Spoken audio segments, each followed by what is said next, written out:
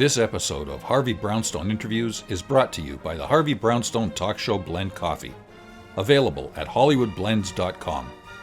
Everyone's saying it's the best coffee they've ever tasted. Why not give it a try and see for yourself?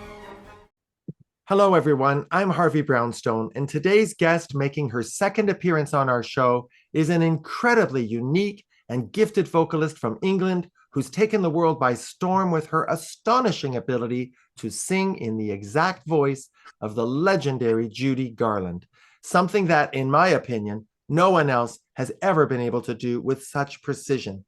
Her videos on YouTube and Facebook have gone viral, and she's had two hugely successful concert tours in America, including a triumphant sold-out performance at Carnegie Hall in June of 2022, which was heralded by critics as nothing short of astounding. Earlier this year, I had the great pleasure of attending her concert with a 60-piece symphony orchestra in Peoria, Illinois, and she was spectacular.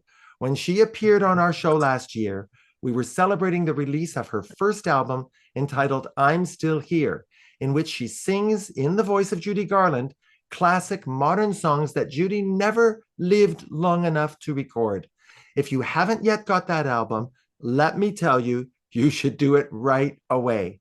Hearing songs like Yesterday, Beauty and the Beast, Evergreen, If He Walked Into My Life, and yes, even Adele's Rolling in the Deep, in Judy's spectacular voice, miraculously manifested by our guest, simply has to be heard to be believed.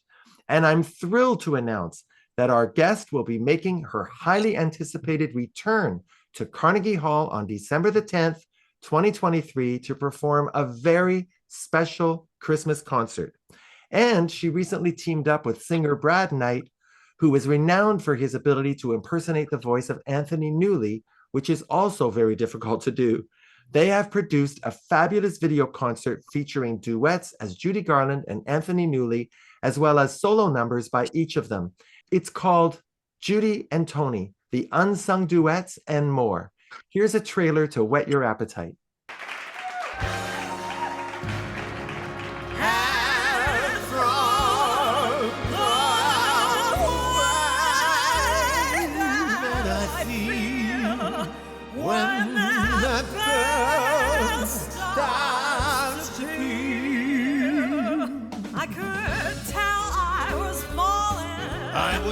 Where I was falling, if someone like me, in love,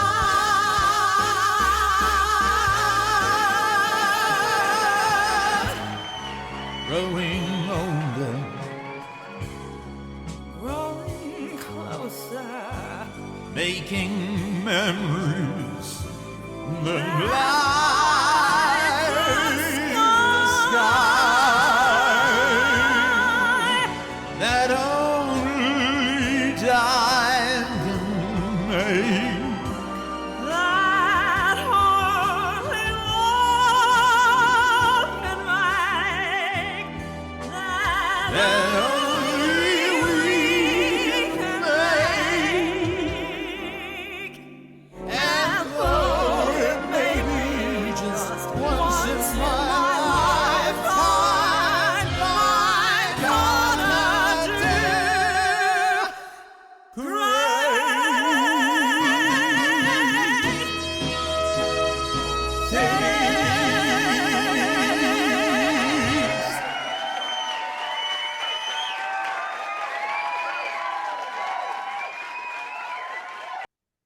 This brand new concert video can be seen free of charge on the DPS Studios UK YouTube channel, now showing on your screen. I'm delighted to welcome back to our show the incomparable Debbie Wileman. Debbie, thank you so much for being here again. Thank you so much for having me, Harvey. It's lovely to be back. Thank you. First of all, I have to tell you, Debbie, what did it feel like singing with an entire symphony orchestra in Peoria? Heaven. It was heavenly. Oh, what a thrill. It was the first time I'd ever sung with a symphony orchestra, first time I'd sung with an orchestra in a live setting. The first time I ever sung with an orchestra was making my album. So this was like only the second time I've ever sung with an orchestra. This was a much bigger one. The one for the album was 30 pieces. This was 65 at Peoria and live. Oh, it was amazing. Like the music coming from behind you and the power of that, and hearing all the little extra details in the music, particularly, you know, it gives you such a thrill when you're used to hearing these beautiful arrangements on things and then getting to sing it live with all those little added, there was a harp. It was just, oh, brilliant. And the audience in Peoria were lovely, yourself included, Miss Brownstone. But yeah, it was just a dream. It was just excellent. I loved it. You were fabulous. And I got to tell you, I'll never forget that performance. Thank you. And I want to ask you a rather technical question that occurred to me when I was at your concert. When you're singing as Judy Garland, you obviously have to adjust your own natural voice to sound like her. Does doing that for a prolonged period of time in a 2-hour concert, does that put a strain on your vocal cords? No more than singing regularly for 2 hours. No, not really. I'm doing an impression. It's not my own voice. And there's certain, I'm not a trained singer. It's dumb luck. I've never had training or anything.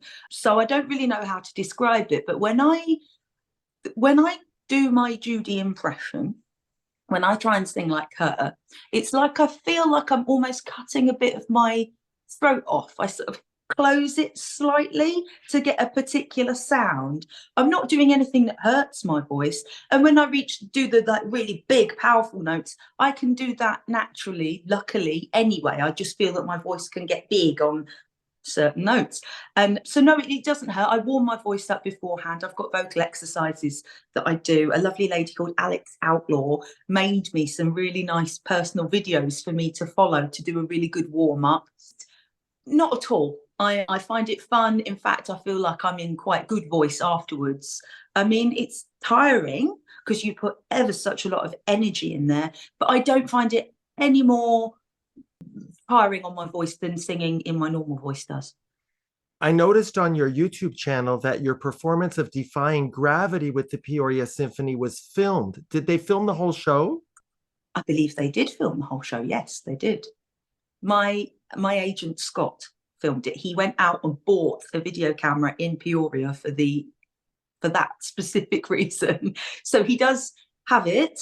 I think he needs to get certain permissions from the Peoria Symphony Orchestra to put stuff out there. So he got the permission from them to be able to show that, I believe, that song. Well, I hope we eventually get to see the whole concert and there can be a DVD for people to buy because it was really a spectacular concert. Now, in December, you're coming back to America to perform at Carnegie Hall, and all of your fans in the States are so excited about it. Congratulations, Debbie. Thank you very much. I swear they're not excited as me. I'm really excited. Well, what can you tell us about what you have in store for us in this new Carnegie Hall Christmas concert? It's so thrilling. So it's a new show entirely, and I've actually got special guests. Who? Yeah, and new songs that have never been heard anywhere. So they are in the vein of the album. It's songs Judy never did, but done in the style of as if she did, but all with a Christmas theme. So there's some ones, I don't want to ruin any surprises, but there are certain Christmas songs and stuff that have never been done by Judy that I'll be doing, but also rarer Judy Christmas songs that she did do, but she didn't do that much. So it's nice to have them done live. You know, I'll let you in on ones, for instance, so like Merry Christmas from In the Good Old Summertime, we're going to be doing live. Various others. I'm over the moon to say that, well, I've got special guests.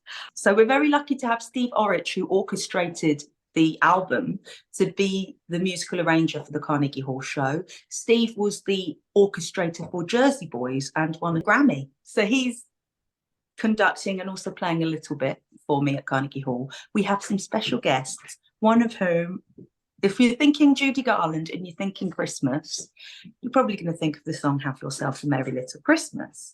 Margaret O'Brien, who played Tootie, Judy's little sister in Meet Me in St. Louis, is going to be appearing at the show, and I'm going to be able to sing Have Yourself a Merry Little Christmas to her. That is magical. That's amazing. She's coming all the way from California. She is, yeah. Well, that's really going to be a magic moment. Unforgettable. I know, absolutely amazing. I was lucky enough to meet her last year, and she's a lovely woman, so nice. And yeah, I'm just overjoyed that she agreed to do the show, because I mean, that is Christmas, isn't it? Meet Me in St. Louis with the actual Tootie.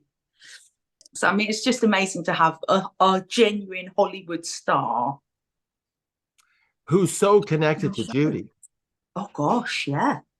Any other surprises? Well, we have another amazing special guest, Ms. Chita Rivera. Oh my God, you're kidding. I am not. Can you believe it? I was like, Chita, are you going to sing with her? I am going to sing with her. Wow. Well, we're doing a duet. I'm so glad I've got my ticket for this concert, because after this interview airs, that concert's going to sell out so quickly. I hope so. And you've got other surprises too, don't you, that you're not going to tell us? Well, I don't want to let everything out of the bag, you know.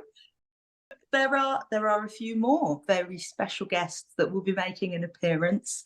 One who is native to New York that I got to know on Facebook, and he has agreed to come, and it's a Christmas Judy connection. But I want there to be some surprises for people, so I'm not going to say, but that would be a lovely surprise. And a connection with one of the songs I'm going to be doing, which is one of my favorites actually.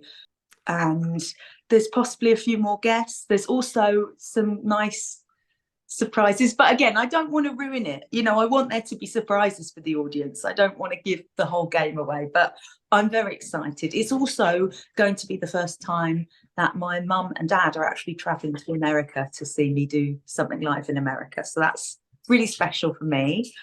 Also, it's nearly my birthday. My birthday's in December as well. So it's just like a big present for me to do this. It's really a dream come true for those of us who haven't yet seen you at Carnegie Hall, to be able to see you there. It's December the 10th. I will be mentioning that date again, but for those watching, December the 10th, if you're going to be in the New York area, get a ticket to see Debbie Wileman's Christmas concert as Judy Garland. You know, one of my dreams for you is to see you on stage at the London Palladium. I have absolutely no doubt that that's going to happen in the foreseeable future. I just want to say it here so that I can remind you that I said it first. I would love it. I mean, with the Judy connection that the Palladium has, I mean, the Palladium is just such a stunning theatre with such an amazing history, but Judy's connection to it, where it sort of resurrected her career in 1960, the first date that she did in 1960 was the date that kick-started the tour that ended at Carnegie Hall. So the Palladium was the first date and Carnegie Hall was the last date of that particular tour. And the year before, she'd been told she'd never sing again because she had cirrhosis and or hepatitis, I believe, and her liver was 2 or 3 times its proper size, and she's very ill. And they said, that's it, you'll never sing again. 6 months later, she went on at the Palladium and was such a hit. She did another show at the Palladium the week after, and then did the tour that ended at Carnegie Hall. And so it was a very special place for her. Also, her last completed film, I Could Go On Singing, filmed a lot at the Palladium. All the on-stage bits where she sings I Could Go On Singing, By Myself, all of those, that's at the Palladium. So it's a very important place for her. Now, you must be thrilled with the public response to your first album. Everybody just loves it. Congratulations, Debbie. Thank you very much. Yeah, I love it. It's brilliant. Yeah, I was thrilled to make it. It was fantastic. Just a great experience. And it's so nice to hear that people enjoy it and have really enjoyed listening to it. Have you started thinking about your next album? I think there's thought. There's thoughts. I don't know whether it's definitely going to happen, but there's thoughts that there might be a Christmas album. Not this year, but it will probably be next year, because some of the songs, we're having these beautiful arrangements created. Me and Steve Orrich are working together really closely. It's actually a really fun process. And I'm really honoured and pleased and touched that I'm being listened to by older guys who have a lot of experience that I don't have, that are so well respected within the industry. He's so good, you know, he takes stuff that I say, he'll like, well, what do you think? Do you think it should? And I'll say, well, I'm leaving him these voicemails on my phone going, what about doodly, you know, it should be more like this with the boom, boom. And he goes, oh, okay, great, no, yeah. And we're working together really closely to get these beautiful arrangements done. And so it would seem not a waste, but it would be a shame if they weren't used for more of these beautiful things that we're creating for this show in December. It would make sense to use them for hopefully a recording for a Christmas album. Well, I have 2 ideas for you for future albums. Are you ready? Yeah, hit me. I'd love to see you do an album of more Broadway standards that Judy never got to sing, like What I Did for Love, Send in the Clowns, something from Les Mis. There's so many great Broadway songs that are perfect for Judy's voice. What do you think? Oh, that would be fantastic. And I do know, I have heard, forget who told me, possibly Buzz Stevens, who runs the Judy Garland Experience Facebook group, that it was planned for Judy, it was Buzz Communist, it was planned for Judy to record a Hits of Broadway album when she was alive. And they actually did a lot of the arrangements and recorded them.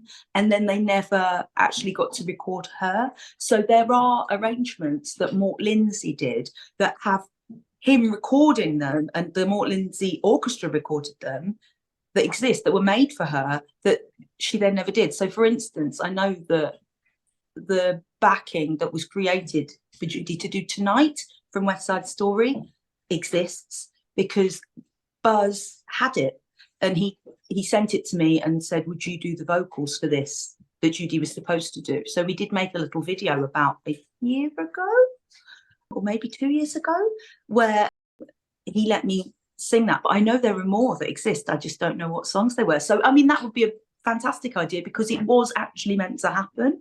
But now with so much time past, you've got so many more songs to choose from. As you say, Send in the Clowns, which I heard my friend Stephen Brimberg singing. He did his Simply Barbara show that I went to see on Sunday just gone, and he sang that one, and my friend Ty was sat next to me and said, oh, that would be a good one to do for Judy. So great minds. And my second idea would be to do an album of Judy singing Sinatra songs like My Way, That's Life, I've Got You Under My Skin, Let Me Try Again. Wouldn't that be amazing? Oh, yes. I mean, she did do something, like they both did Day In, Day Out. Yeah. And there's a few that they both did. But yeah, I love that. And also she and Frank obviously got on very well, had a history. Well, you've got the perfect voice to deliver all those great songs like Fly Me to the Moon, The Shadow of Your Smile, so many more, don't you think? Oh, I adore Frank Sinatra. I'm a big Frank Sinatra fan. So yeah, I would love to do that. Yeah. So Debbie, let's talk about this brand new show you put together with Brad Knight. How did you connect with him? Well, much like how I connected with you, my agent, everywhere, it was Facebook.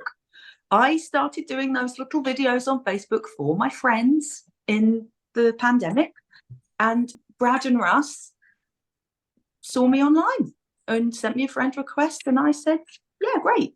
And that was 3 years ago. We talked to each other with messages and stuff, and I knew that Brad did a Newley impersonation and sang as Anthony Newley, and I happen to be a very big Anthony Newley fan. I'm a big Newley nerd. I do quite a good Anthony Newley, I've got to say. Oh, really? What kind of fool am I? Never fell in love. It seems that I'm the only one that I have been thinking of. pretty good. Yeah, I'm a big Newly fan. So I was like, ooh, I love what they're doing. That's great. And they contacted me. I say they because they share a Facebook profile. So you never know if you're talking to Brad or Russ. It's both. And they contacted me December last year, I think, just before Christmas. And it's the first time we properly like spoken rather than just loved that. Great, love, like whatever. You know, they actually reached out to me and we had a phone call on Messenger, and we had a really nice chat, and they suggested, you know, would you maybe want to sing something together just for the fun of it, for the enjoyment of maybe you being Judy, Brad being Tony. They never actually sang together, even though they were fans of each other's work, which they definitely were, because Judy did sing 2, if not 3 of his songs publicly and had thoughts to do others. So we thought it would be a fun thing to do, and they suggested, and I said, oh yeah, that sounds fun, cool. And then, you know, life happens. A few months passed, I went to America, and then they got in contact with me again and said, do you still want to do it? And I was like, yeah, I still do. And yeah, so the boys have their own recording studio at their home, and they have a studio where they make videos and stuff, and they just said, do you fancy coming up? It was like a 2-hour drive from my house. I was like, yeah, all right. And we just did this little project for the fun of it, because we're fans of the artists, and we just thought it would be a nice enjoyable thing to do, and to create something that didn't exist before, that would be something nice that hopefully people would enjoy watching, you know. Well, the Judy and Tony video is absolutely brilliant. You gave the video the feel of having really been made in the 60s. The production values are superb. That's Brad and Russ. That's all Brad and Russ. Yeah, they take a lot of care and attention to make these videos. Like initially it was just going to be a couple of songs, but then we did the couple of songs, had such a ball, had such a nice time just hanging out together and doing it, that they were like, oh, should we do some more? We could make it like one of those half-hour television specials. And I was like, yeah, great. So I'd go up to theirs when, you know, for a couple of days, if I could, you know, my husband would look after our little girl, and then I'd just buzz off there for like overnight, and we'd ram in loads of stuff. Right, let's record it, let's do this, and then I'd buzz off home again. And then they'd get to work with editing it all. I think they've done a lovely job. How did you go about selecting the songs for the show? Some of them were suggested by Brad and Russ. So like You and I, that was one they really wanted to do. And I listened to it, thought, oh yeah, definitely I could do that. And then both of us put some forward. And it's about like getting the tracks together as well was a consideration, like how to do that. But yeah, it was more Brad and Russ because they'd had the idea for this project, but there are a few of them I suggested as well. And we just sort of came to it together, really.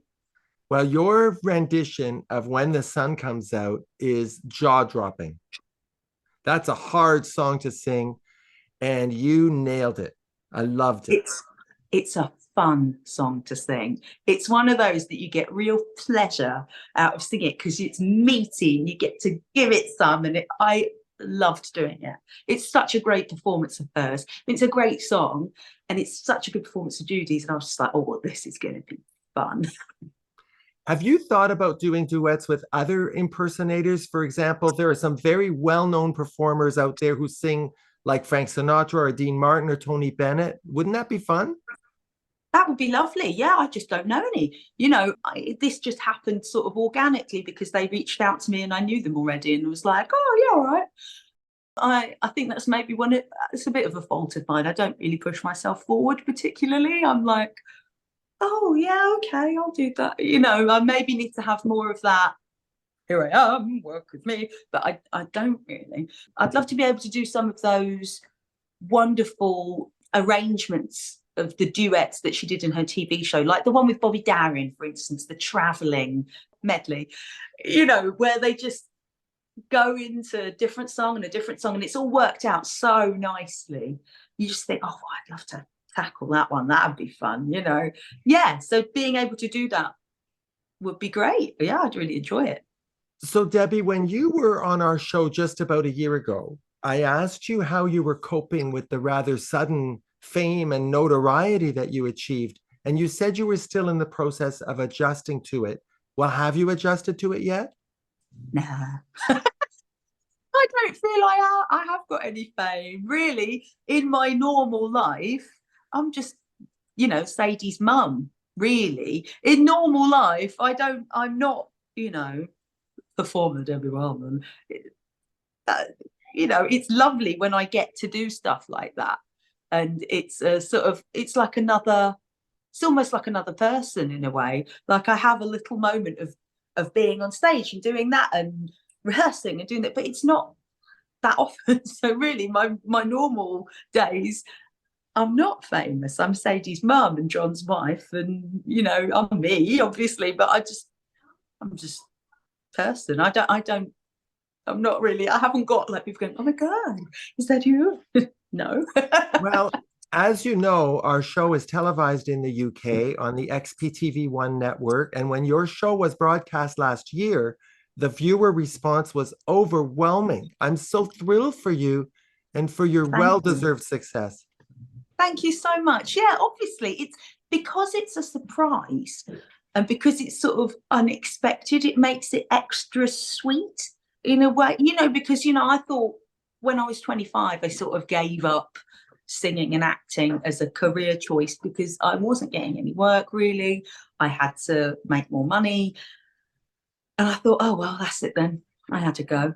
And I had to stop. And I was a perfume saleswoman. Hello, would you like to try the new Calvin Klein or whatever? I did that for quite a few years. I was a receptionist in the banking district of London, near Liverpool Street. I thought that was it. And I was fine, happily married, lovely kid, lovely friends, sing for my own enjoyment all the time. I've never stopped singing, but, no one was watching. And then when all this started to happen and people started saying, oh, wow, I love your voice, or, oh, your singing's really cheered me up. This is the main one that I really like, that is really nice and gratifying to hear, is if someone says, oh, I was having a really bad day and I heard your video and it really cheered me up, or something like that. And I think, oh, wow, that's great. And it's lovely because it was unexpected. I thought I'd had a go and done all that. And now to be getting gigs and to be singing with a symphony orchestra and all that in your late 30s, it's a really nice sort of like, oh, wow. It's well deserved. When you look at your long-term career plan, what would you like to see yourself doing, let's say, in 5 years? More stuff, I guess. I don't know, really.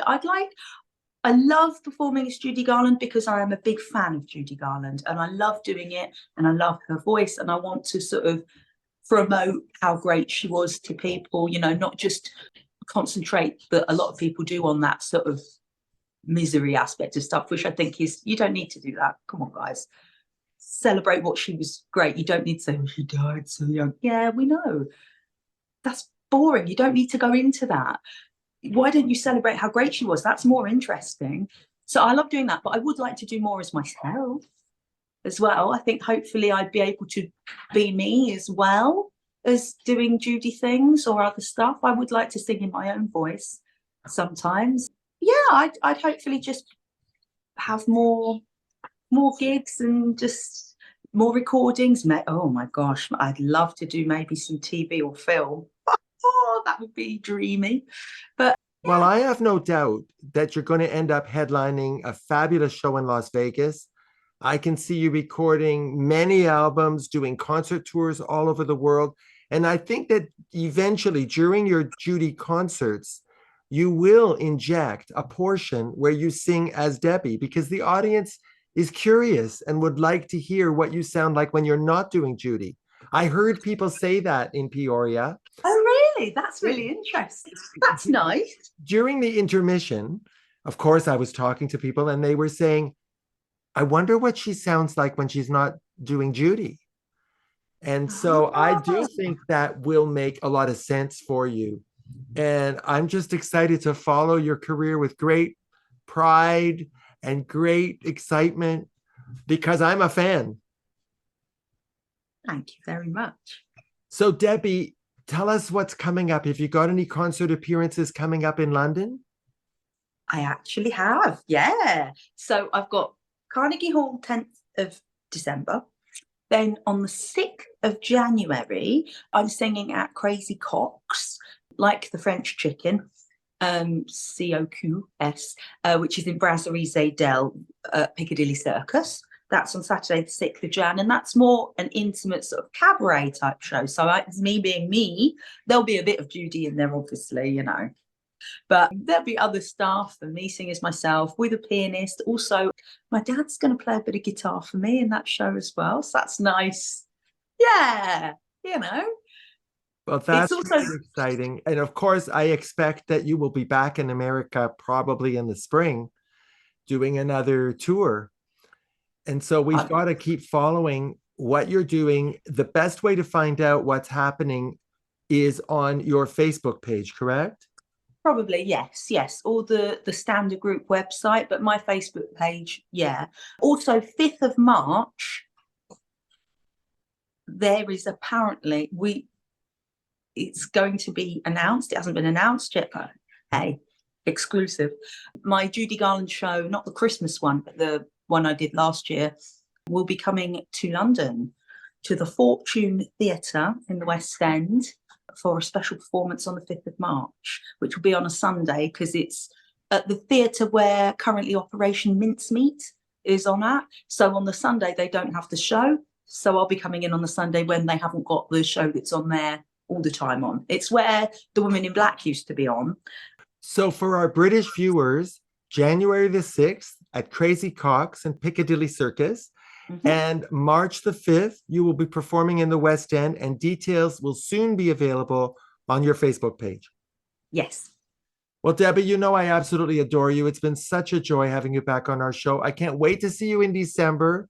Thank you so much for taking the time to chat with me. Oh, it's been an absolute pleasure. Thank you so much for asking me. Really, it's just really lovely. Thank you, Harvey, for being such a great support and for everything you do. It's a really great channel that you have, and the interviews you do are great because they're in-depth, they're interesting, you ask really good questions, and you always get really interesting people on, and me. Well, thank you for that. You're welcome on our show anytime. Our guest has been the super fabulous Debbie Wileman, whose new video show entitled Judy and Tony, The Unsung Duets and More, with Debbie performing as Judy Garland and Brad Knight performing as Anthony Newley, is now available on the DPS Studios UK YouTube channel, now showing on your screen. You can follow Debbie on Facebook, Instagram, and X, formerly known as Twitter. And don't forget to subscribe to the Debbie Wileman YouTube channel so you can see all of her amazing video performances. And if you're going to be in New York City on December the 10th, 2023, don't miss Debbie Wileman's special Christmas concert at Carnegie Hall, featuring very special guests, Cheetah Rivera, Margaret O'Brien, and a few others who are remaining a mystery. And if you're going to be in London, January 6th, Crazy Coq's, March 5th, the West End. Tickets are available on the Carnegie Hall website for the December 10th concert, and you better hurry because they're selling out fast. My name is Harvey Brownstone. Thank you to my producer, Steve Silver, my director of programming, Deborah Batsafin, my production assistant, Rosa Puzo, my PR director, Laurie Towers, and my entire team at the XPTV1 network in the UK. Thank you all for joining us. See you next time. Thanks for watching. Be sure to check out all the great interviews on the Harvey Brownstone Interviews YouTube channel. Don't forget to subscribe and ring the bell to be notified when new videos are posted.